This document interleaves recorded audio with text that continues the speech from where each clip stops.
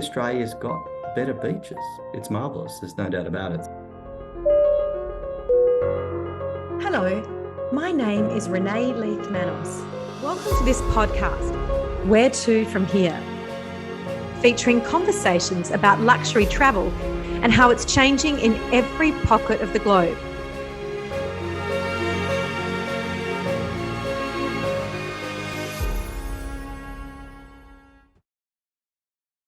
Well, today I'm sitting here in Sydney, Australia, and I'm talking to a fantastic hotelier by the name of Malcolm Bean, and he has 3 absolutely gorgeous luxury properties in Queensland, in South Australia. I think the other one's in Victoria, he can tell us, but one of them, Mount Lofty House, is very close to where I grew up in South Australia, in Adelaide. So I'm a little bit sentimental about that, and it's fantastic to have him on the show. Welcome, Malcolm. Thanks, Renee. It's nice to be with you. Yeah, now where are your 3 properties? Just remind me. Yeah, so we've got the Reef House Adults Retreat in Palm Cove, North Queensland. So that's a lovely beach village just 25 minutes north of the airport. Last month voted the best beach in the world, actually, with Condé Nast, which is wonderful. Congratulations, the best beach, the actual beach. Best beach in the world. And wow.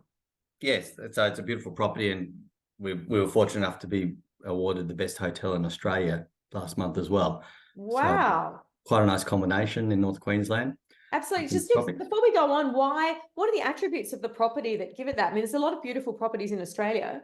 Yeah, I think the real secret sauce, if you like, is it's about the customer experience rather than the actual physical property. Whilst the award we've been given as Tourism Australia's #1 5-star hotel, really what the award is truly saying, I believe, is Australia's best 5-star customer experience.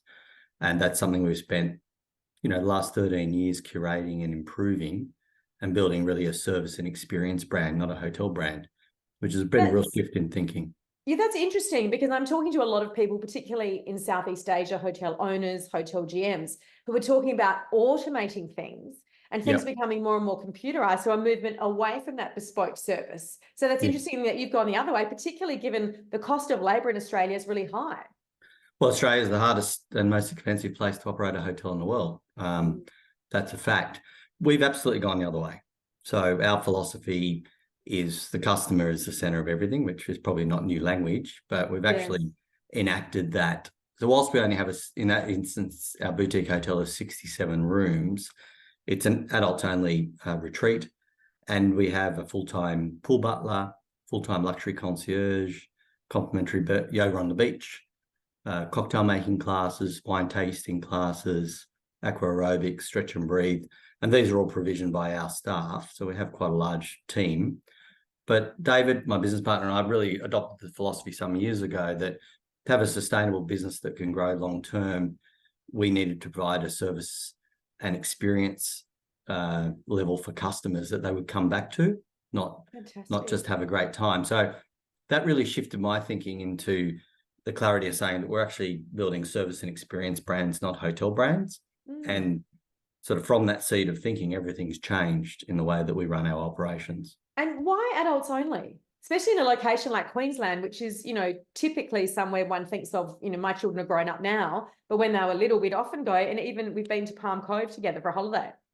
Look, I like children too. I've got a couple of them, and but it's great not going away with them sometimes. Yes, I hear you. But really, look, it really lines up with the initial discussion around becoming a service-orientated business model, which requires people, which is what we do.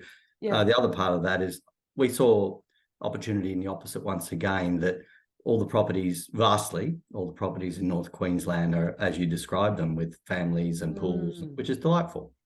And so for us to carve out our future and strategy, we decided that to be the opposite of the market was the way to go. And the property that we have is very much a traditional hotel style, because it was actually built 50 years ago. It's got a wonderful history. And so there was just a natural fit along those lines. But I think there was a wide open opportunity for us to adopt that niche and become the best in Australia at that niche, which has now been awarded. So we're very happy in having taken that direction. And we're just funny we're talking today because we're just rolling out some new initiatives. We have a director of sleep coming onto the staff in 2 weeks. And so It's Sabine not will the first time I've heard that. That's a trend. A few random leading hotels globally are doing the same thing. Is it really that bad? Is sleep for your Well, I guests think it's not such so an issue? bad as it is more that it's such a great opportunity. Right. And I'm not an expert, but I've learned a lot. And Yes. you know, really, as our spa consultant put it to me last week, if you don't have sleep sorted, nothing works. It's And true. it's the foundation of all wellness or betterment as we go forward for all of us. And I mean, you know that's true when you hear it. And Yes. Sabine, who's joining us, actually helped me over the last year. We've written our own book of sleep. We have a Sleep Easy program already in play with meditation and accompanying music and other help, if you like, when customers are staying with us. I mean, we really want people to get back on the plane feeling, 500% better than when they arrived. And I love that. well, you don't need to be sleep deprived or anything, but we all need a break and time out. And Yes. so Sabine will be launching the next stage of the program where we'll have 3 to 4 sessions available for house guests every week for education and advice. And then they can even indulge with private consults with her. And the more you look into the science of sleep, and again, I'm not a sleep scientist, but Sabine is, she's PhD. There's so much complexity, but there's some pretty simple equations to get successful outcomes. And it can come down to breathing practices, preparing for bed practices, a whole range of things, many of which I don't know enough about, so I won't pretend. But I've actually had my own personal breakthrough with this because I was at a retreat in the Himalayas in November and focusing a lot on sleep. And the question for me was, what's going on? Why am I waking up so many times in the night? And then I was getting quite anxious and my mind was awake and then I couldn't get back to sleep. So it was kind of this, it was really, really frustrating and affecting my fitness, affecting my mind, the whole thing. And what solved it for me was earplugs. So it must be that I'm very sensitive to noise around me. Maybe because I'm a mum, as a mum, even though my children are big now, you actually have those open ears when you've got newborns. And I don't think it ever went away from me. So the minute I put sleep plugs in, it's been 3 months now, my life has drastically changed. Well, it's really interesting. And, from my own personal experience, it's really taking time out to have a ceremony before going to bed without sounding too crazy, but stopping digital, that's not new. Yeah. Maybe having a warm shower and the actual preparation for bed. And look, I had a great sleep last night and I'm a terrible sleeper. So really excited about Sabine's arrival. And I think she will revolutionize what we're doing at the hotel. And, what we've seen since we changed our business model over the last, 3 to 4 years, particularly, the customers are staying with us 2 and 3 times a year. Now, in a destination where most Australians I speak to go to North Queensland once every 15 years. So now we've got customers who are coming 2 times every year. So we've actively created a destination to return to, which is our goal. And we're very happy about that, but we'll be able to lift that customer experience up a whole nother couple of notches. Fantastic. And tell me about Mount Lofty House in South Australia, where I grew up. That's always been a beautiful location. I mean, one of the best in South Australia, right? Look, again, it is perhaps one of the best in Australia. Actually, I think it's world famous in South Australia, but we're trying to make sure it's world famous everywhere else. But I mean, it's an extraordinary property. Originally, the estate was developed 175 years ago. Wow. My partner, David, and I have had been the custodians, if you like, or owners of Mount Lofty House for 16 years since we've been in business together. Wow. And when we bought it, the manor was a bit sad and had been run down. It was very, these business models are quite challenging because they're small room stocks and they're regional to actually make them economic, which we've managed to do. But the journey in a nutshell over that period, we've refurbished the hotel twice. We've built a day spa facility and we also built Hardy's Veranda Restaurant, which is a 3-hat restaurant with South Australia's biggest wine list and cellar. Beautiful. And so we've been able to build out a marquee brand in not dissimilar philosophy than I've described with the Reef House, with customers at the centre. So again, we have a full-time luxury concierge for a 30-room hotel. We host a history tour every evening with champagne that starts in the library. Beautiful. And it's actually presently stands as the most awarded hotel in Australia. Oh, congratulations. Yeah, thank you. All these accolades. It's very hard to win accolades in Australia, let's be honest. Like, it's really hard. Well, that's right, and we've won, so many of them, and it's a real reflection on the team and that customer centric level. I mean, we also have next to Mount Lofty House Sequoia Lodge, which is a luxury lodge that we built 4 That's years your third ago. property? Correct, but it's on the Right. same estate. I see. We have 165 employees for 44 rooms, Whoa, which that is must cost a bomb. it's terrifying. Yeah, I But mean, in Asia, that's normal, right? Because I've lived in Indonesia and I've Yeah. moved back at the end of last year. So I'm very familiar with the ratios there. That's pretty normal. But I mean, here, how on earth do you afford that and keep the hotel full of people? Because it would make it very expensive, one would think. Well, it's choices. I mean, our main choice is not dissimilar. It's the same philosophy we have with the Reef House, of course. It's the same family's home ownership. And that philosophy is that the most important thing we can do is strive to be truly remarkable. Right. And I think when I think about those words in a serious way, Yeah. how often does one leave a hotel or a restaurant and rebook to go back before you check out? I mean, it's a very unusual thing. And we see that week in, week out. Really? And so we've been striving to build a business model around the endeavour to deliver truly remarkable customer experiences. And we're there and we're getting better. And so how do you do it? It's a choice. So we choose not to spend money on some other traditional marketing. It's a risk, potentially, but to use that money to deliver for the customer in front of us in the belief that, we will drive word of mouth and repeat custom, which we have. We've seen, our repeat custom at Reef House increased by 25% last year alone. So it is unusual. It is different. I think if we weren't a private organisation with private capital and we're part of a big corporation, a red line would be put through a lot of our strategies because they're expensive and risky. But philosophically, David and I believe it. We've been running hotels all our life, and it's probably old-time hospitality at the end of the day. Yeah. But we love it, and it works. So there are choices. And Malcolm, where are all the guests coming from into Australia and into your hotels, into your properties? Yeah, well, what we're seeing, the normalisation after, obviously the COVID challenges we all had, the market's probably about normalising now would be my assessment. I'm only looking from our own little view of the world, but we see a lot of national data, etc. So consequently, that means our international business is sort of, depending on which property I'm talking about, somewhere in the range of 20 to 30% now, maybe 20%. International. That might cap out. I'm not sure. And where are they from, those internationals? Our international market, we really focus on North America and Europe,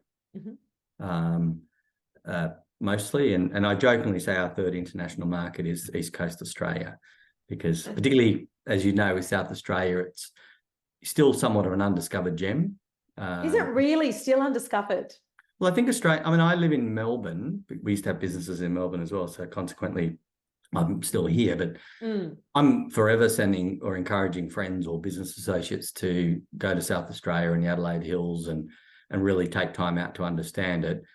And beautiful. The wineries there are world class. And there's 3 really strong wine areas, right? The Barossa, the Clare Valley, Adelaide Hills. And you can't do all of those in one trip. Like there's just so much to see there. Yep. It's probably one of the top 5 or 6 wine regions on earth. Correct. And so anyway, when these people have the opportunity of actually going there, there's a realization that the offering in South Australia is something they hadn't really understood. Right. And one might say things about parts of Tasmania like that historically as well. But I think South Australia's best days are still ahead of her in the sense of getting people to really understand what those propositions are, which are fantastic. Yeah, look, it is exciting. And I'm very curious because I believe that you grew up in Melbourne, but I saw that you studied in Switzerland, one of the best places in the world to go to hotel school. And, most of the people that I interview who've been there, they never come back to Australia. And you did, and not only came back, but you've built a whole business here. So was there a temptation to stay in Europe because you worked in Europe? Yeah, I actually grew up in country New South Wales. I beg your pardon. Orange. No, that's fine. Ended up in Melbourne through life. That was a very long time ago. I went in my 20s and studied there, and I ran a restaurant in Switzerland and moved to Europe. So I moved to England, I should say, in I was in Europe for about 5 years. In And England or mainly, or? 5 years in Europe, a few years in England and a couple of years in Switzerland, basically. Yeah. Working, initially studying, then working. At the time, I contemplated returning to Europe because it's sort of, you stay somewhere long enough, it can become very comfortable. But Australia is my home. I love it, and just love being here. So it wasn't really a challenging decision at the end of the day.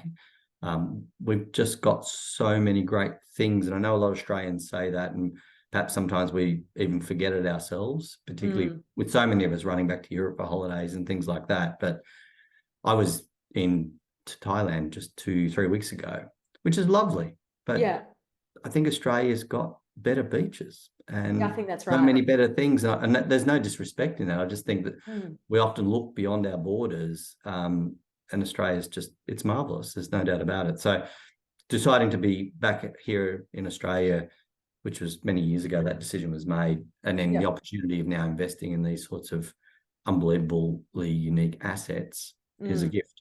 So fantastic. Really and what about the transition from general manager to hotel owner and developer? Not many general managers end up doing that. Why did you end up, how did that happen for you? How did that evolve? Look, I've always just naturally had a fairly, I guess, entrepreneurial spirit. And when I first got back to Australia in my 20s, I had some catering businesses and things like that, and did the normal entrepreneurial thing and went broke, and went through that, and then sort of committed myself to a corporate career after that financial pain, and which was fine. And I had a really great corporate career. I was with the Regis Group and EVT, and great jobs, regional manager and director of development and things like that. But I always wanted to have the opportunity to pursue creativity, I guess, at the end of the day. And so I guess to answer your first part of that question, why don't people do it very often? Because we know that 95% failure rate of small business is the stat. So there's a good reason not to do it. The risk profile's extremely high. So, and it's expensive. It's a lot of capital. So they're the choices that somebody needs to make if you want to have a shot at these things, if you like. But I just think it was always in my DNA, and I often say you're a long time dead. And it's what I want to do with my life. And I had everything, so lovely career and everything like that, but I wasn't happy. And so we took the chance. My wife took the chance. I had great fortune in my business partner, who I've been working with for 16 years, David Horbelt. He's a long-term hotelier as well, hotel investor, a wonderful partnership, and we're still enjoying that and getting better. But it was just that life decision about who I was and how I wanted to live. And it's worked. It's been really hard a lot of the time. I don't want to pretend otherwise, but it's not hard doing something you really want to do. Yes, that's true. To be honest, even if you have to work crazy hours or juggle cash flow or try to find more capital, all of which has been the journey. But we're still kicking. I think we're still getting better, and I pinch myself every day because I'm doing what I want to do, which is lovely. Fantastic. And how do you see the future of the Australian hotel business? I mean, it's got to be challenging. You've just said it is, but the cost of wages is something that ends up a topic of conversation on this show, at every dinner table that I'm at in Australia with any luxury hotelier.